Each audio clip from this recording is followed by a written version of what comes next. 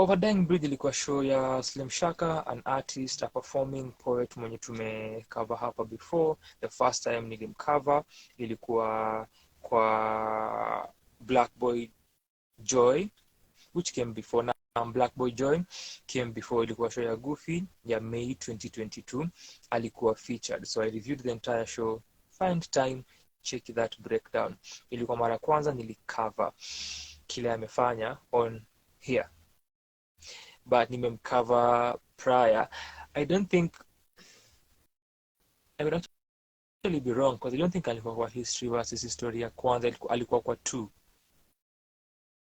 So yep, I covered the first, then alikuwa kwa ya kwanza, but Black Boy Joy last year May nilireview the event, and then Mufasa for President ilikuwa on May 28th, show ya Mufasa mwenye pia alikuwa kwa show yake Overdying Breed, but kama audience, but alimention, alirefer to a song that waliimba kwa show yake, which ina seek ku inspire people na kuwa urge wa take action ikija kwa matters politics na matters governance, na ku hold the leaders accountable na kuitisha what is rightfully theirs. So ali bring that back, and kuna this sort of intertextuality and kuifanya referential, that framework and that aspect that ali bring kwa show yake, which was amazing kuona. So after Mufasa for President, which Slim ali participate in, the next time ilikuwa kwa Cheche session yake, ilikuwa in August, which I think ilikuwa the first Cheche session to recover because ilikuwa ya kwanza that I ever attended. After that one, aliperform kwa, was it Makando Festival. Ilikuwa, I believe, a literary festival towards the end of last year. In 2021, November 5th or 6th, alikuwa kwa show ya Lexus Mshairi, aliperform hapo. Then now tukuja kwa 2022, Black Boy Joy, Mufasa for President, then Cheche session, then your festival, then here we were, mwaka ndio umeanza. Jana aliperform at Goethe-Institut, na ilikuwa what we can say ni his first performance show ile ameorganize from scratch, ile ameconceptualize na akaperform where ni show yake ile ameput out. So for the literary festival alikuwa na perform, alikuwa featured. For Cheche session, that is the closest ile amecome to having kile alifanya kwa debut yake at Goethe-Institut jana. So for Cheche, hiyo pia inakuanga idea ya kufeature an act mwenye ana come up na set.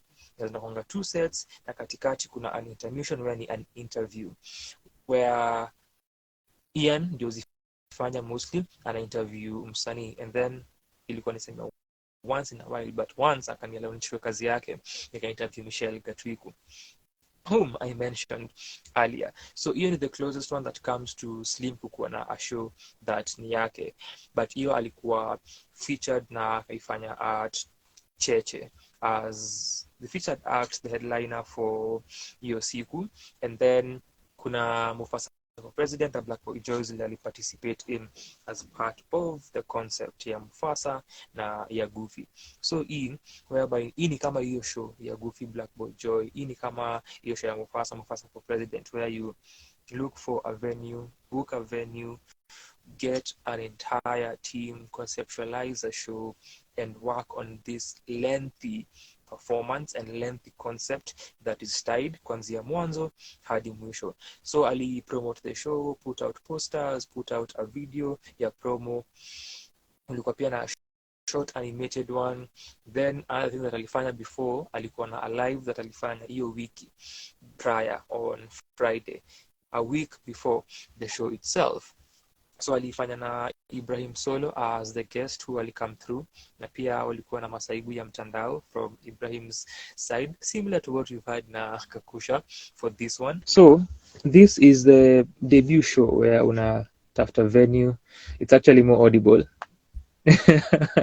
Unatafuta venue, una book venue if you have to book a venue, unatafuta team members wenye wataku support through this vision, una conceptualize something that mta execute pamoja from the start till the end over a lengthy period of time. And for Slim, because I got there an hour later than time ilikuwa inafaa kuanza, aliambiwa 5:15 alikuwa stage, because ilikuwa inafaa kuwa from 5 to 8 na ilienda all the way up until kitu ka 7:40 I think 7:45. So alikaa stage for a while, alipatia watu value for ile pesa yenye walikuwa wamemlipa, which ilikuwa punch early, then ilikuwa thou advance, then 15 kwa gate, na walitupatia show for that amount of time, walisema watatupatia a show for. So na pia kulikuwa na an open mic that ali perform kwa Nairobi Gallery after cheche, sijui kama ili happen, but kulikuwa na an open mic that was there as well, and alikuwa a part of.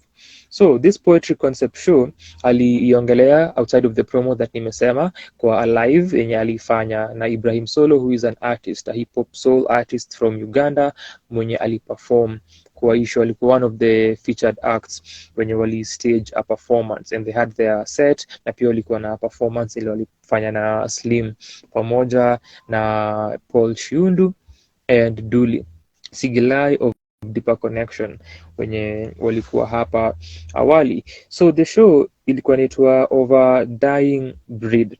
So apart from the promo videos that nime mention, kwa the live alipeana a sort of synopsis ya kile show itakuwa about, and the focus ile anatake going into this poetry concept, something that Slim amefanya since what I would call renaissance yake, hii moment ya rebirth, akiget back into performing. Alikuwa amedisappear kidogo na finding himself as vile amerudi na kutupatia another version of who Slim is. So alikuwa amecover easy bits and pieces of kile ana cover kwa previous works zake, but imekuwa more polished, imekuwa more focused, and imetake another tonal difference ukiangalia vile anaandika, and then pia stylistically the techniques that ana incorporate kwa uandishi wake, kumekuwa na so much growth in who ame become, ukicompare na the Slim that nilikuwa naona on stage in 2016 2017. So after this moment ya kubreak and being David Polly and being Slim Shaka, you can see that transition kwa kazi yake pia. So hizi historical concerns zile huwa na cover Simba la kwanza amefanya, but kuna an in-depth layer ile ameongeza, and kuna so much gravity to what anafanya, and in the way that anaifanya thematically as well as stylistically, and the devices zile anatumia, and the methods that ana incorporate katika uandishi wake. So I said this to someone earlier today, Slim is someone you are supposed to watch and you enjoy watching. So Over Dying Breed really happened, and the stories that nilipata obviously historical stories, na vile nimesema kulikuwa na a team, so alikuwa na dancers, contemporary dancers, alikuwa na puppeteers, na alikuwa na Solo as another vocalist, na pia alikuwa na Shazi as another vocalist as well mwenye aliperform. So hiyo ndio team ile alitumia. So most of poetry performances, people walianza kuincorporate guitarists and vocalists at a particular point in time, na ilikuwa the common setup when you watch spoken word artists perform. So ukiongea na Slim, and even your live that nimesema, this is something that he touches on, na amekuwa akicontemplate kuhusu how do I give people poetry performance and experience, but not in the same old or conventional formats that watu wamekuwa akireceive nazo or nayo. So you can see vile ame approach, and you could see his seeds akiziplant kwa his previous performances. For instance, kwa Black Boy Joy, hii piece yake ya Sunday Night Football, and the elegance in which Ali perform and the dramatization you could see that na uone okay, kuna a shift here. Ungemwona kwa Mufasa for president, you could see the same, na yeye kuja kwa stage na arose kutake time yake and then kuanza kuiplug on stage. Na nilisema how ali-subvert because another performance alifanya ni kwa vita vya vina, show ya mwisho in quotes ya mbunge iliyokuwa in November, that was November 27th in Nakuru. Akifanya piece yenye alikuja pia na a bouquet, but alisubvert kile yeye ifanya naye ama what we've seen him do with the bouquet kwa stage ya Mufasa for president. So and then pia aspect ya performance, alikuja na roba yenye alikuwa na a mask kwa uso ya a lion, and then alikuwa na hizi placards that had different things written on justice, democracy and the like kwa hiyo performance. So you can see amekuwa na a lot of techniques that amekuwa akitumia na ku add other elements kwa performance yake, kuifanya fascinating na intriguing and more engaging, that hizi seeds amekuwa akiziplant kwa hizi previous show. So coming on to this one, but prior hiyo Makondo Festival aliperform na Aliboy, aliperform na percussionist Eriko, aliperform na Jenna who danced. I think kulikuwa na someone else as well. Here alikuwa na, now you can see dancers wamepia tena, you can see vocalists, you can see solo, unaweza ona pia Shazi, then you can see Duli kwa percussion, and unaweza na puppeteers wenye walikuwa more this time. I didn't get to watch them, walikuwa more this time. I think ilikuwa a team of 3, but kwa show yake ya Cheche alikuwa na puppeteer who is Bob Zenga. Zenga ali get into the scene ya kuperform around 2015-16, hiyo class hiyo time 15-16-17, around hapo actually. Na ilikuwa amazing kuona wakimaliza the show na watu wakisema who they are na wakipenda their final speeches. Zenga ali big up 2 people, nimesahau the name of the first person but I remember alisema pia Njoro, and huyu ni msemo mwenye alikuwa na yeye kwa that same class ya 2016-17, was it 17 18, around your time walikuwa wanaanza kuperform ama walikuwa na get more known kwa the scene, sana sana stage ya Pearl and hizo spaces around your time.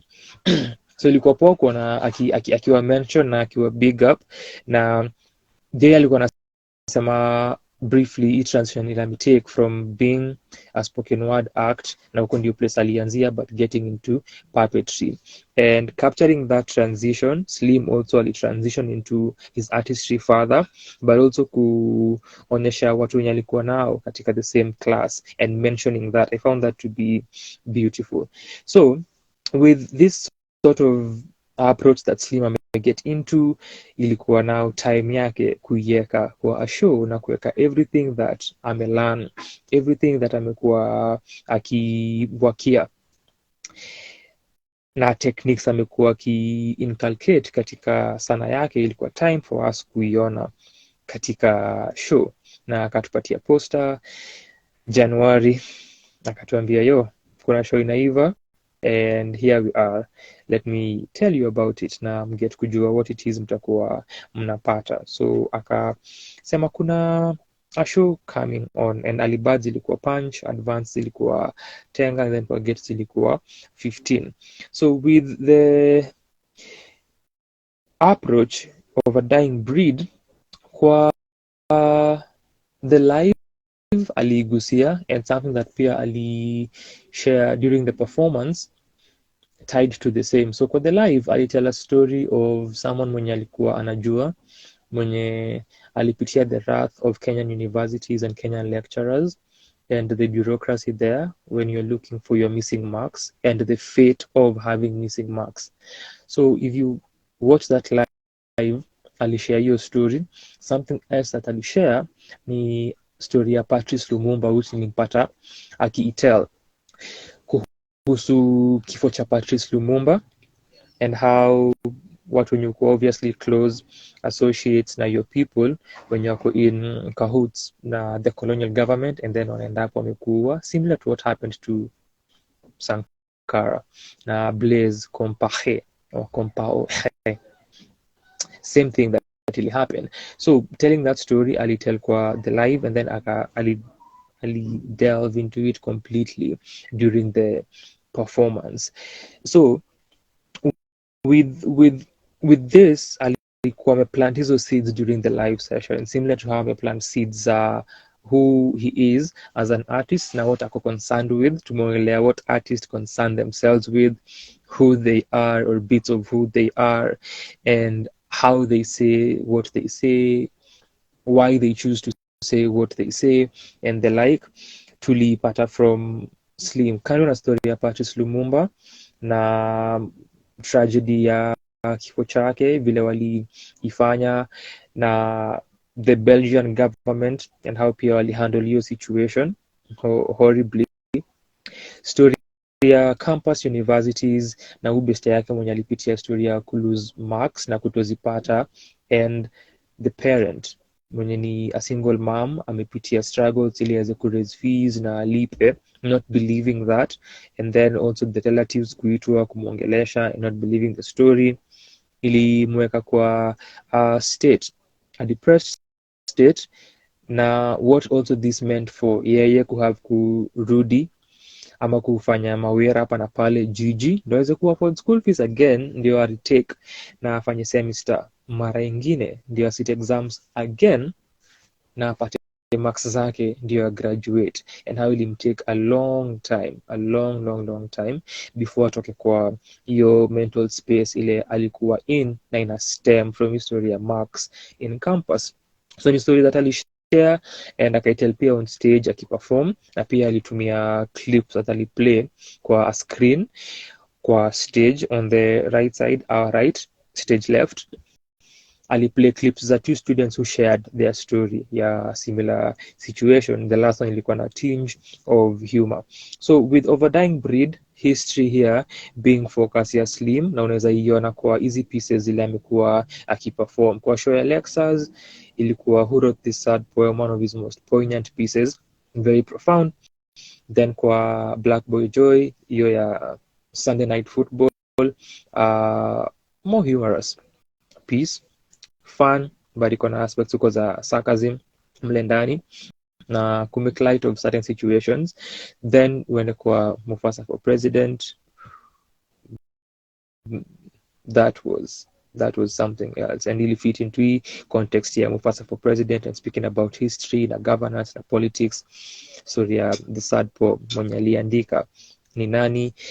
Then to Cheche, getting deeper into stories historia, as well as kile nimeongelea earlier kwa show ya mbunge vita vya vina, and focusing on politics na governance. So this is what aliamua ku delve into na ku explore even more na kuangalia history, and how history si kitu that really happen so much far and distant from place ile tuko na from sisi, but kuna a connection between history na what we are and who we are, na the way that tunaishi lives zetu, and how our lives are structured ni a result ya historia.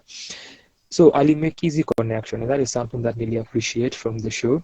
Whenever kuna hizi discussions za political change, social change, the revolution, kuna kuanga na this difficult sort of connection ya watu kuestablish how actions za government and those in power zina tie to them, na kuona vile ina affect hiyo bei ya unga mtaani, hiyo bei ya gas inapanda, bei ya ngata ina affect everything. Hizi connections zimekuwa difficult kuwa made, or people hawajaziona in that palatable manner, or watu hawajajiconcern kuziona, because pia si responsibility ya anyone kuzimake palatable, but kumekuwa na that sort of disconnect ya watu kuona.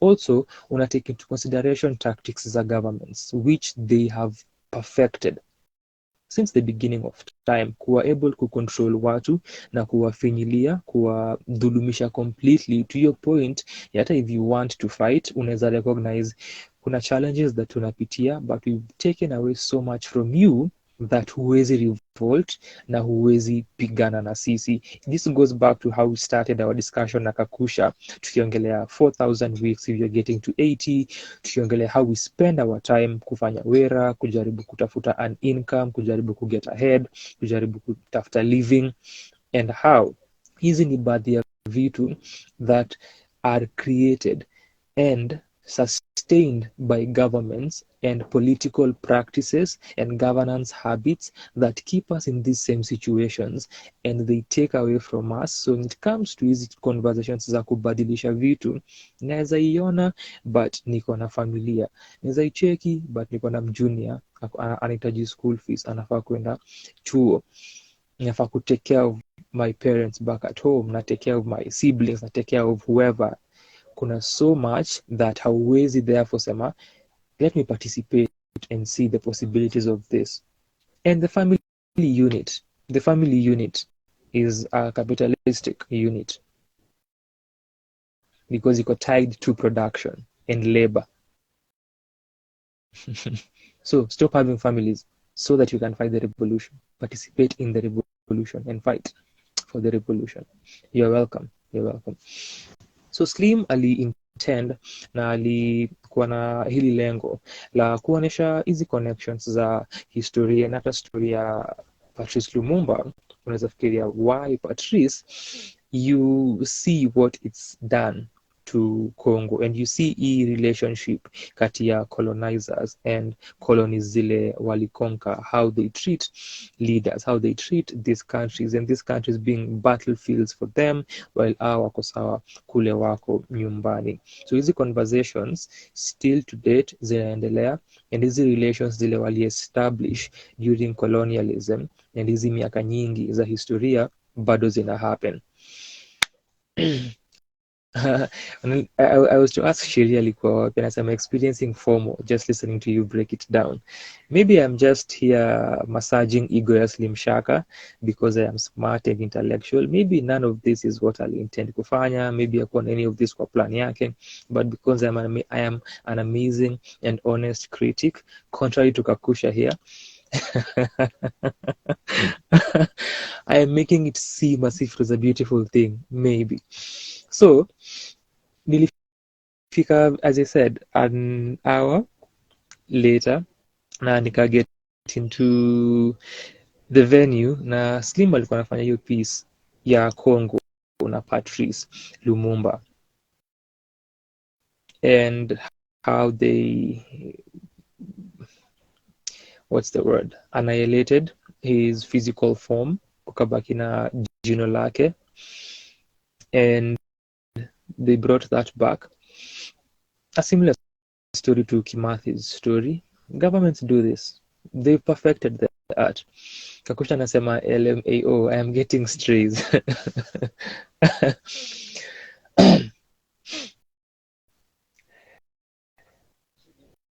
I'll touch history ya Congo, story ya independence, relations zao na Belgium, their atrocities, their activities, how zina affect our watu to date, and what this means tukiangalia kwa context ya colonialism, kwa context ya neo-colonialism, post-colonial Africa. And then the following piece as well, it had to do na Congo. Again, Congo being rich but poor and people dying of hunger. I believe in the piece ilikuwa na a lot of reference ya checkmate and this particular wordplay that alikuwa natumia, checkmate, check, CHECK. Of course, in American English, that is CHEQUE. So checkmate, and just tying history ya Belgium na Congo. And Slim huandikanga hivyo, where kuna particular phrases that utasikia kwa pieces zake that will stay ringing kwa mind yako long after the performance, and he says it and then anaongeza more layers to it that even make it more fascinating than it already is, and it keeps you engaged. Unasikia kile anasema and how anatie hizi various aspects with those moments, and a lot of writing that is very deliberate and very meticulous done and completely intricate. So all of this combined kutupatia stories from history and also stories from different historical time points, but tying them to the current reality. Because Congo is one of those countries that zimekuwa bedeviled na a lot of affliction from back then. And kuna other countries za Africa and pia other countries all over the world that have had the same as a result, kama ni colonialism, as a result ya slavery, as a result ya hizi Westphalian treaties and people sitting somewhere and deciding how, what a divide na kuconquer, techniques that governments still use to date. They've perfected the art form. So these are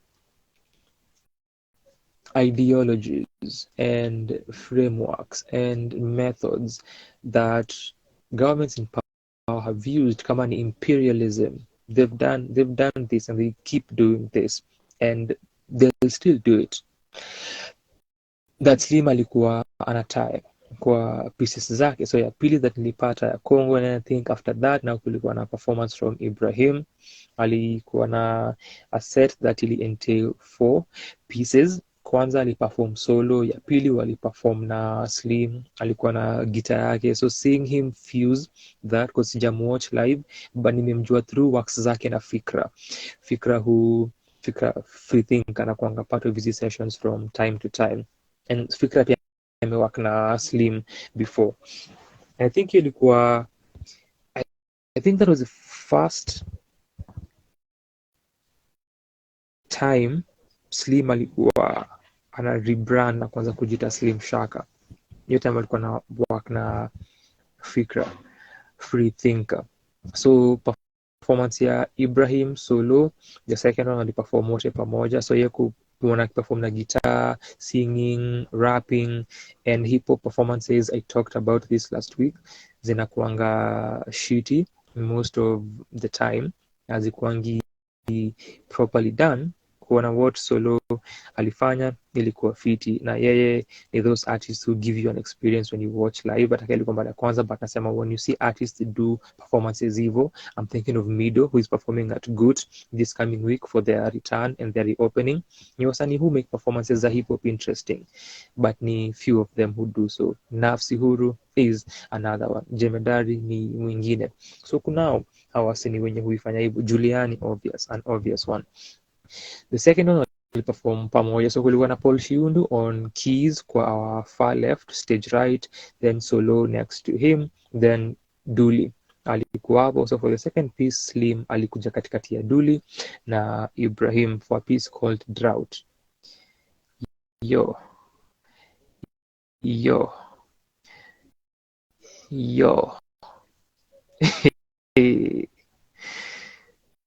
hey, sema kuandika.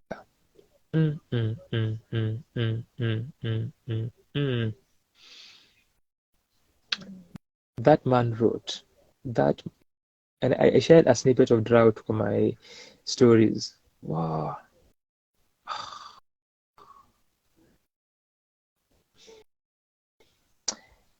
Nilikuwa najiambia this is how you write. And kuna another piece alifanya again with, to use Kakusha's terms, repetitive motives.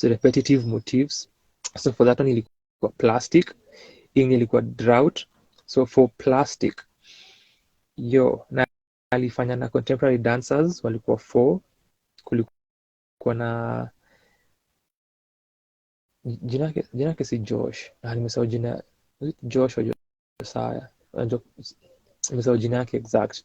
Then kulikuwa na Bruno, kulikuwa na Jenna na kulikuwa na Victor Mutiso. Plastic, and then walikuwa na hizi black polythene bags za takataka.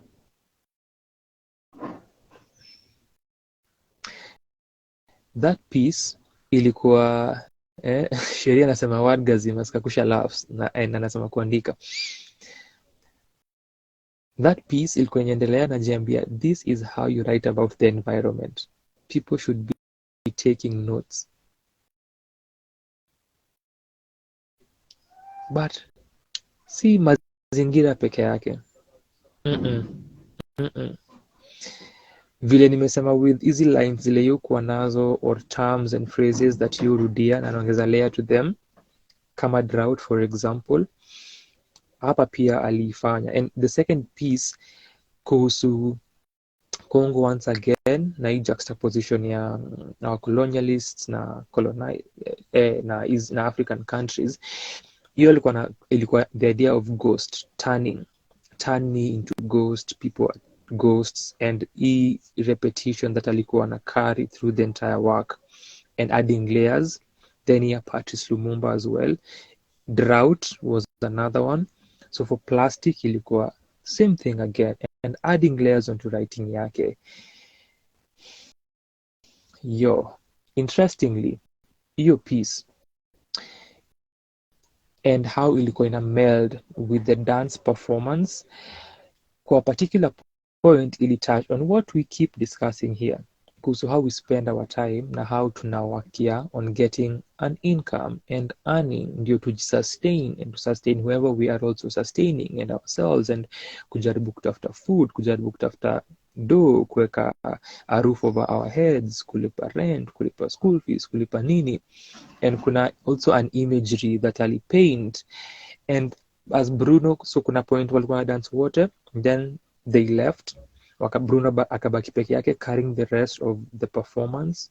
Absolutely beautiful. And at this time Slim ako off stage akiperform. Another thing that I liked, you don't want to see you all the time. Mosani, come up with other ways of make this interesting.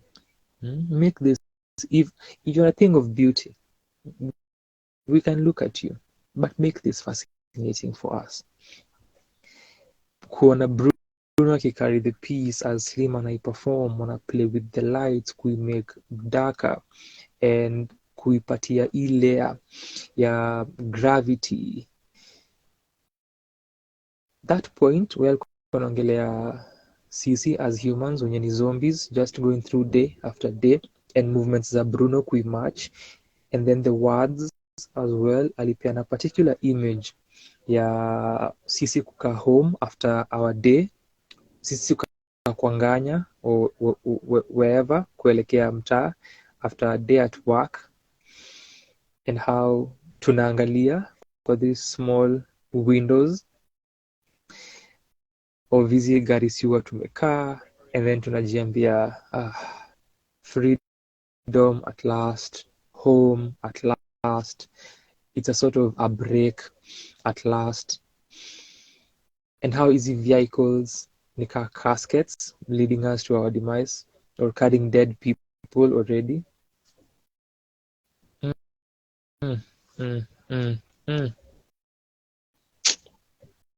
Kazi ilifanywa, basically kazi ilifanywa.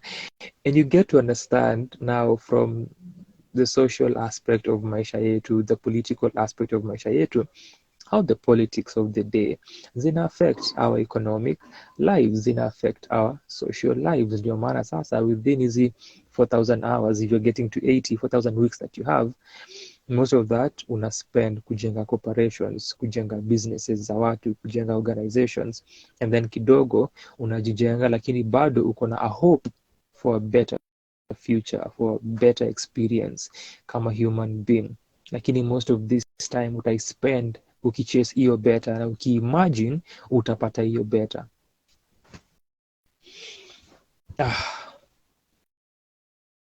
Hiyo pia iko tied to drought. Still talking about poverty, because poverty is manufactured by political systems, and economic systems stem from political systems, and iko tied together, then they end up affecting the social system, and iko tied also to cultural spheres za maisha zetu.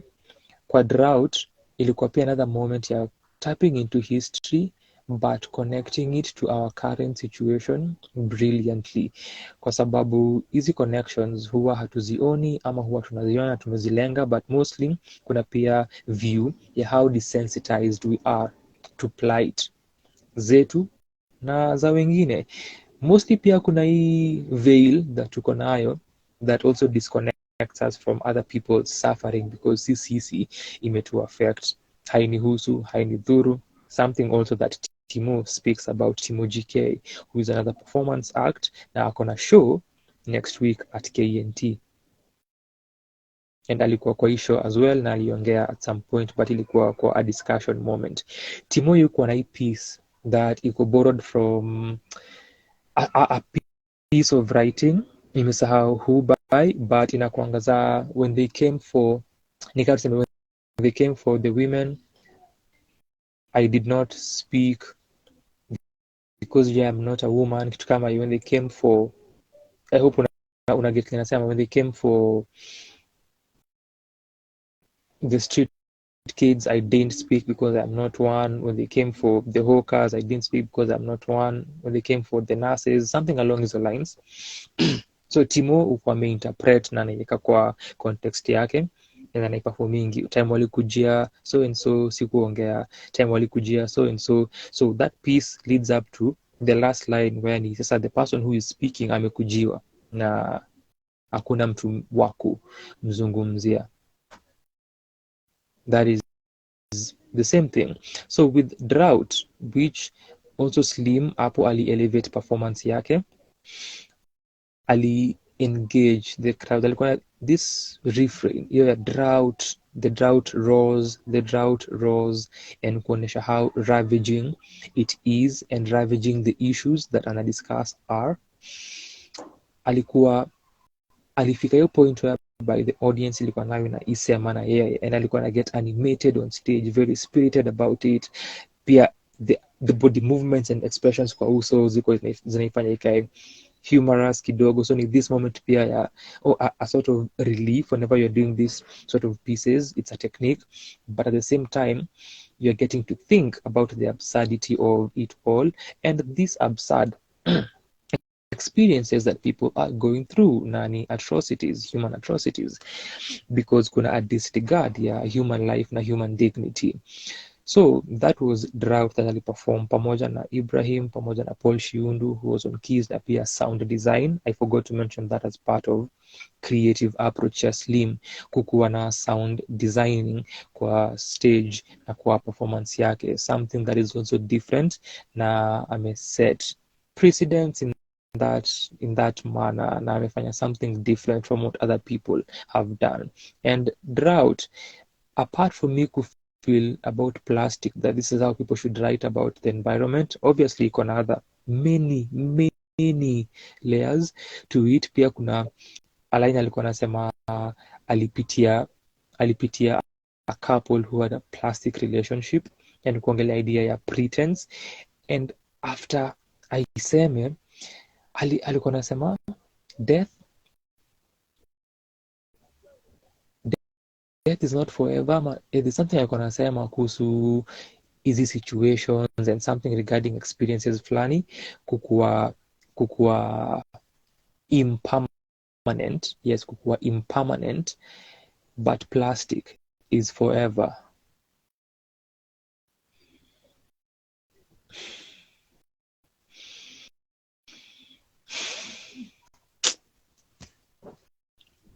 Watu waandiki huko nje.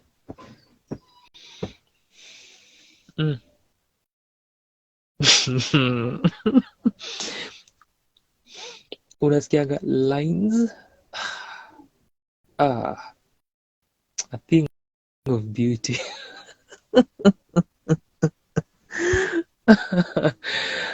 a thing of beauty. So hiyo drought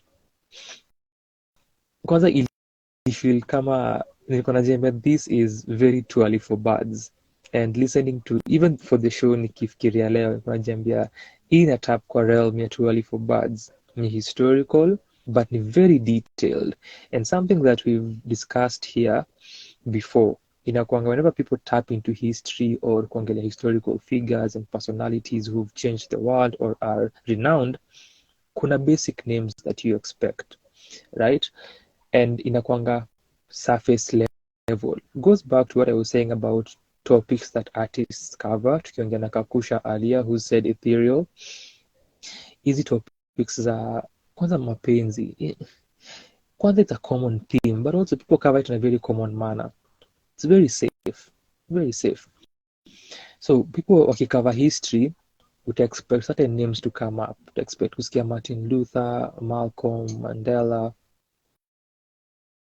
Haile Selassie, who also nani aliongelea, I think ilikuwa one of the pieces za mwisho aliongelea Haile Selassie na Ethiopia, akisema as in what year Haile Selassie alikuwa cut off his throne, and then in the meantime kuna a boy in front of his family who had a boy whose family saw him get his throat cut. And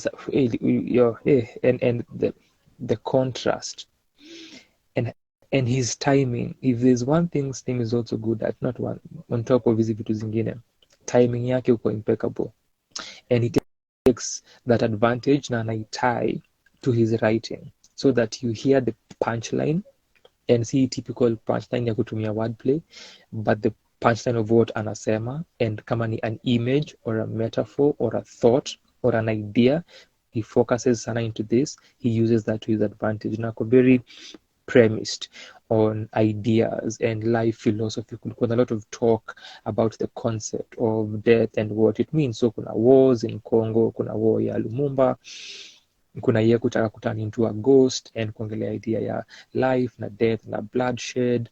Kwa drought, which nilikuwa na touch on, kuna hii idea ya manufactured poverty but from Angolia street children, and this relationship kati yao na sisi, and dissecting that. Alifanya kazi before to get into plastic, before to get into education na campuses and colleges and grades and missing marks and the education system. So much effort na intention na meticulousness that went into this, na tunasemanga hapa, when you hear, you will know kama kazi ilifanywa. You don't need anyone to tell you that an artist put in the work. You do not need anyone to tell you. You hear it for yourself. So the 24 Birds realm that nilikuwa na feel need this amount of in-depth research, kwa sababu we're not just mentioning people. Unatuambia Patrice Lumumba, but you get into the story, you give us years, references, you take us through and build an entire moment. You take us through story ya Congo, build with us, take us through the journey that unatupeleka. Unatuambia kuhusu drought, and drought also here a metaphor, a beautiful one, carrying through the piece with kupitia different layers. Take us through the same. Ukituambia kuhusu plastic, and for drought alianza akisema the year 18 something, a drought really hit the country and we've not recovered since, and that was the starting point. Hiyo ilikuwa the springboard ile alianza nayo akaileta all the way home, beautifully done.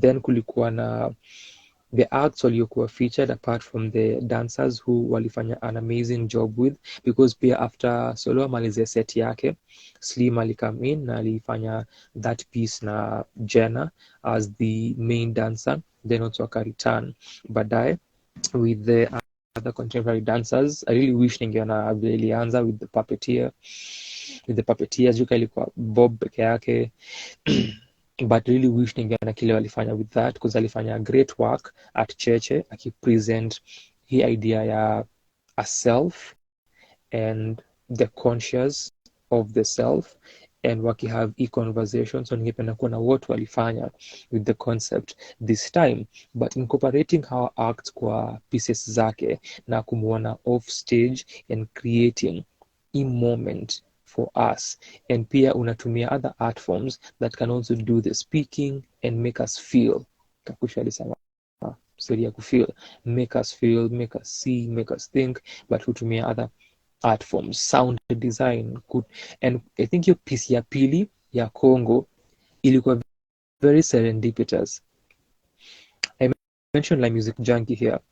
I had just shared story ya tweet ya like music junkie akiambia watu wa check out mziki ya wiki 127 ya wiki iliyopita. So I just shared that early Saturday morning, and then I had just kwa hiyo mziki ya wiki 127 hiyo edition nilikuwa nimesikiza a song kwa a project called Kenyan Songs and Strings ama Kenyan Strings and Songs ya 1950 and 1952 field recordings of those 2 years, and it's a popular song, a famous song, but sikuwa nimesikia that song. As Slim is performing this piece, that is what Paul Shiundu, who amework na ama yeu perform na yeu play na Papio ndo alikuwa naiplay kwa background yake, and vile to alter the sound, the vocals, inaipatia this haunting feel connected and corresponding to hii nini ya Slim piece yake kuhusu ghosts. So ina sound very haunting and menacing. Naisikia najambia, how is this even happening? Literally last week I had covered this song on my blog. Literally a few hours ago in the morning nilikuwa nimeshare like music junkie who had talked about that article, and I am hearing this song a week later since ni discover kwa show ya Slim. The song is called Chemirocha. Chemirocha ni a bastardized version of Jimmy Rogers, a country musician. Kuna an entire history about that song. Mziki ya wiki 127. Check that out.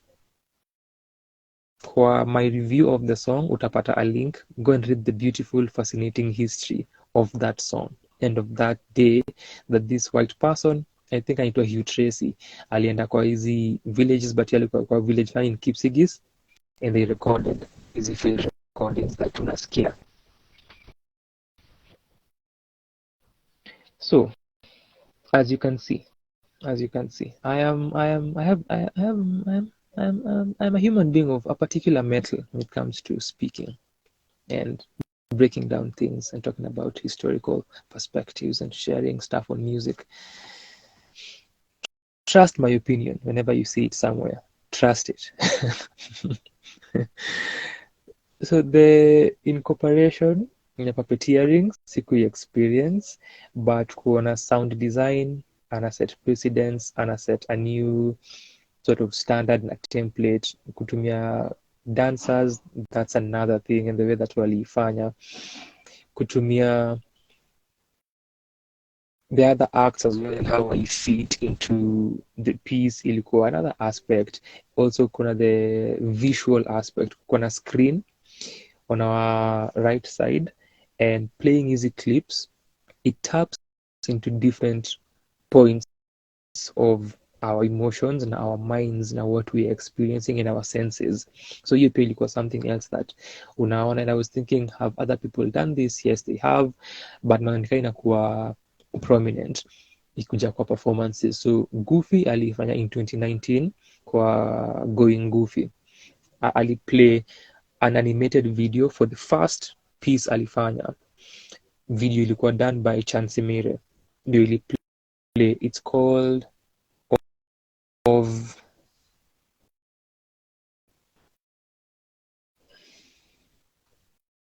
not of daydreams. I mess up the title, but ilikuwa ina play as Goofy alikuwa ana perform kwa show ya Mufasa for president. Alitumia an image of a prison. Kulikuwa na skit kati ya Nick Kwach na Ndenga, and another performer whose name nimesahau, I think they're also from UG. This is interesting. I think pia alikuwa from UG. So alikuwa na particular skit kwa part of the concept. And then kuna point where kulikuwa na audio playing. Kuna audio tulisikia ukicheza. So you can see the other forms of performances, other art forms as part of performances that wasanii wanatumia. So nimenote hiyo pattern ikirika and it's amazing kuona. So Slim kulikuwa na screen. Apart from hizi videos nimesema za university students wakiongelea their missing marks, that screen, as I entered into the venue, ilikuwa na quotations that you were seeing. And after the show, niliona someone alishare a clip. Ilikuwa part of the show ikianza that nilihata, kulikuwa na a sarcastic display kwa the screen ya ilikuwa how to make, sikuona what the nini was, that part was blanked, but kulikuwa na 2 tablespoon of this milligrams of this, and ina make a sarcastic comment and inakupatia sarcastic recipe. I think ni ya kuunda bad leaders or bad governance ama something along those lines. So hiyo ilikuwa early in the show na Slim alikuwa amesimama downstage. So what I watched kwa his performances, alikuwa on stage up until akaribia kumaliza akiintroduce history ya his campus friend mwenye alipitia story ya missing marks. Alikuwa chini ya stage then akapanda juu akimaliza, na vile alifanya pia alifanya na very smooth way cause alianza tu kuongea, akamake jokes, akamake speeches, tukawatch, and then after hizi comments alikuwa na make funny, they were still funny and very cutting statements that alisema, but alikuwa anaifanya nikaa anaongea na sisi and less of performing. So again pia technique ya kudeliver is something else that alikuwa ameshughulikia kwa hii performance. One of my concerns ikija kwa his performances inakuanga pacing, where you get to alter pace that you're using and unafanya the stream of thoughts inafuatana with lesser and fewer pauses. So kuna points where his pauses are necessary, and hii concern that ili have for this performance at some point ilianza kutokea tena, but what alifanya na piece kama drought and plastic ili dissipate, and nikaona hiyo kuna that aspect that ameshughulikia that nilikuwa na concern nayo ikija kwa pacing yake. So development that tunaona hii aspect ya kumaliza the show na ni sort of unaongea and una make hizi jokes, na zilikuwa tu a setup and a punchline. So alikuwa na and Slim kwa on stage akona angle ya kukua spontaneous na kuenda with the flow. So because alikuwa ameset hivyo na converse na watu, people were making jokes wakiongelea story ya missing marks, and as alipanda stage, I think Kim alikuwa amekaa huko mbele, and Kim was doing too much kwa hiyo. Kim alikuwa do too much kwa hiyo, but hii time alikuwa amekaa huko mbele, alikuwa alimake statement fulani after Slim make another comment on the issue, and Slim akaibring, so alikuwa ameanza kwenda kwa hiyo thought, and then Kim akamake comment, and clearly happen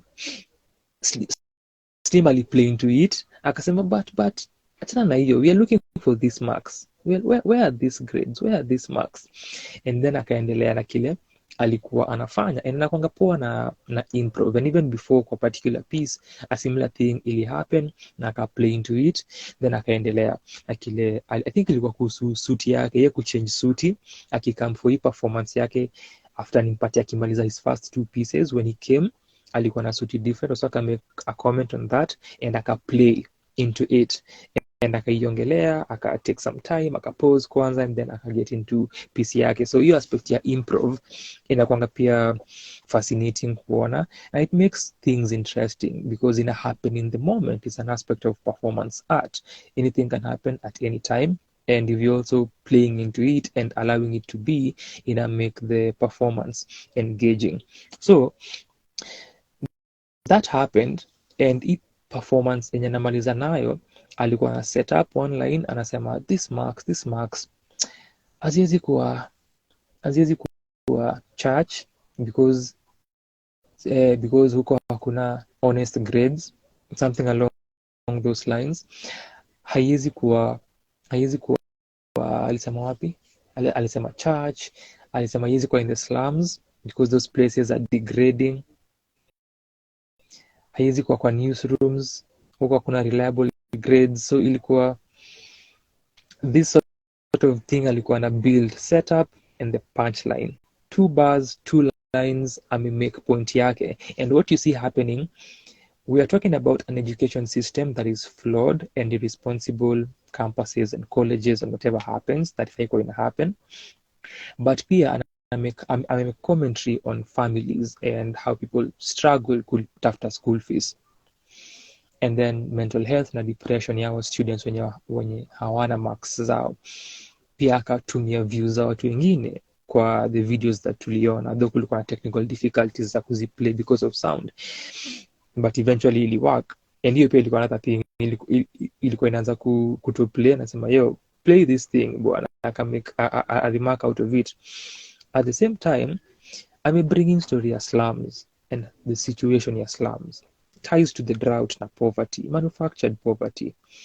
I may tie to the churches and the dishonesty in churches. I may tie to newsrooms and the dishonesty there. So within 2 lines, I may bring other aspects that touch on this same conversation. And that is a mark of a craftsperson. After that, alikuja na one more performance, which ilikuwa brief. Kulikuwa na short moment ya yeye kutoka stage, then akarudi akamaliza hii piece ya mwisho, very short. So this one akimaliza alikuwa amechange perspective, something that pia alifanya thing for hiyo piece ya ghost. And vile anaifanyanga kiwa stage na atoki stage, either he will face back and then a turn na kuwe someone else. And pia I think kulikuwa na certain sounds that Paul Shiundu aliplay that was supposed to signify and symbolize a transition. I think that also happened. So alikuja and akaperform piece ya mwisho, amechange who the person is, na the persona ni mse tofauti, na anasema how we do not participate or not agitate for particular concerns and for change as much as we would because of so and so, because of such and such. So nika ana represent this person mwenye amekuwa akiongelea, because as ana to take through these historical events or political occurrences, political situations, and how they may affect our social lives and our economics and hizi vitu zote, as anaifanya ni a point ya wewe pia kufikiria role yako in all of this na kile unadu. So eventually ni kama a sort of response from this other side. Sasa tunajua ama tumesikia lakini hatujaifanya because of this, ama it takes time for us to get there and understand kile ina happen, na tuone hizi concerns ni really affecting concerns. So ni a sort of a moment ya response from the listener, but also yeye pia ku depict the listener themselves na kupeana an alternative perspective na kusema that also whatever it is tuna experience imefanya tukue hivi. It goes back to kuangalia how the system works and how it takes away from you. Sometimes uko na avail na huwezi notice vitu zina happen. Alicapture perspective vizuri, akimaliza ilikuwa a short piece na akasema we are the other reason pia importantly because we are part of a dying breed. So the persona who was speaking, and Ali bring the concept home. Is any moments that artists include in their works kupatianga watu hizi moments za enlightenment and light bulb moment, because it connects everything. That line itself ina connect kila kitu. Again, people of the craft do this. Authors do it in their books. Kuna a book I read last year inaitwa it's Sankofa does that. unapatanga hiyo idea ya sankofa ama you bring home ikienda kuisha. Bomboy, which is mbele yangu hapa, does the same, but hiyo inaifanyanga ikianza when the character anasoma letters za budake. Bomboy. Grain of Wheat ya Ngugi does that with the Bible verse ikianza. Things Fall Apart ya Chinua does the same. Movies too zinaifanyanga when a line or a phrase comes from the movie itself, the film, the series, that ties everything together. This is something that I've had an issue with when it comes to Kenyan music. And Kakusha aliongelea story ya cohesion and tying everything together. If you're calling your project Kakusha, will I have that eureka moment? Yeah, oh, this is it, or not? So Slim ali bring home vizuri sana, and ilikuwa for first show aliji outdo. So many elements brought together, different art forms, uandishi wake nimeukava, and ali bring, and it's amazing kuona that anaifanya. Tuone where this will go and how long itaenda for. How many more weeks does Slim have in him? How many more weeks do we have to watch him do this? Will he even continue doing this? The thing is easy vitu as the tangi pesa. You spend and you spend and you spend, but that's why for the spoken word scene kwanza ni niche, but I will always applaud Mufasa, Goofy, Dolphin for being able kufanya for all the years that they've done shows for and being active. For performances that incorporate guitar, kulikuwa na shida za mitambo that ili slow down the transition from Slim to Ibrahim. That your point pia ili lose hadhira kiasi yake. At least Ibrahim ali manage to bring the audience back, na kwa the third and the last piece kulikuwa na a brilliant moment ya stage ya crowd participation and engagement that ili bring the performance to a beautiful end. Kwanza the third song ilikuwa hyped, ili get people singing, and then akasema I have one more, nili get a bit worried na apprehensive because nilikuwa na feel venye alifanya as a third performance ilikuwa good place kuimaliza. So the last song ilikuwa bit mellow, but towards the end vile ali incorporate the audience waimbe different parts of the song na perform na yeye, ilimaliza vizuri sana, na ilikuwa one of the most appreciated acts kwa the performance. So hiyo shida ya mitambo kidogo na lose audience during that moment, ali manage pacify well and combine rapping na singing and then drumming ya Duli na performance ya Paul Shiundu on keys. The other ilikuwa ya Shazi, yeye pia with the guitar kulikuwa na moments za static akiperform na guitarist wake, so that really take away from the performance, but you don't really appreciate from melody choice yake kwa the first piece yenye aliimba. Enjoyed the melody choice, and then outside of that ni hizi pieces alifanya zilitie into the performance. Tuko hapa tunasikia stories za historia and how devastating our human condition is, and Slim reminding us of our tragedies and our traumas as human beings, and then unakuja hapa na piece that is outside, something that also wasanii hufanyanga ni aje kija.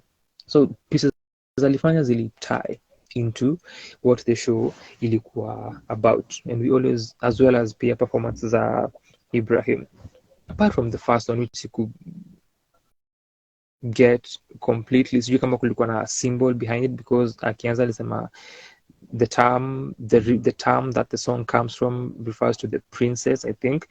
So sijui kama as a whole ili tie ama whether that kulikuwa na particular symbol there, but the other pieces ziligusia maudhui ile Slim alikuwa anazingatia. So that was Over Dying Breed iliyofanyika at Goethe-Institut courtesy of Slim Shaka na the able team ile ali-recruit na ile ali-work now for this performance, and I am glad kuona the amalgamation of diverse art forms that alifanya and the work vile ali-present.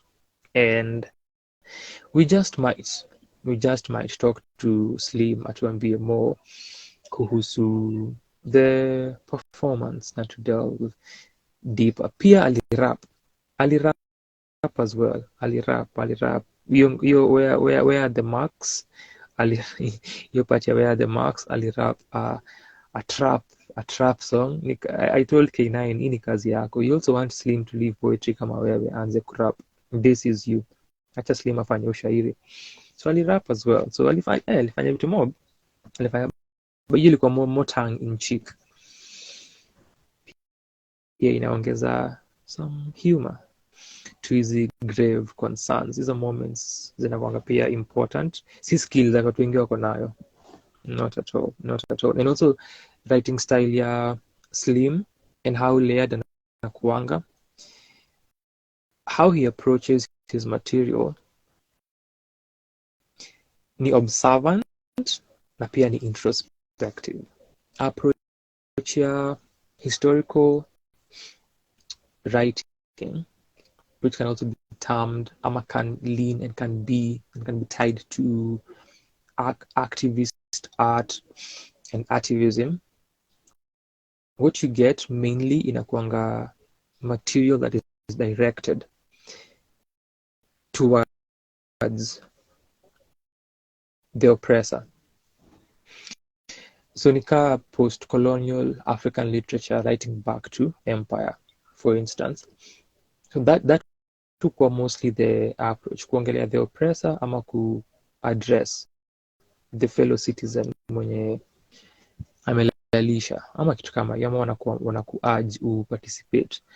So with this one approach yake yenye ni observatorial na introspective, it makes for an intriguing listen kuona vile anaifanya na how ana weave into hizi stories zake.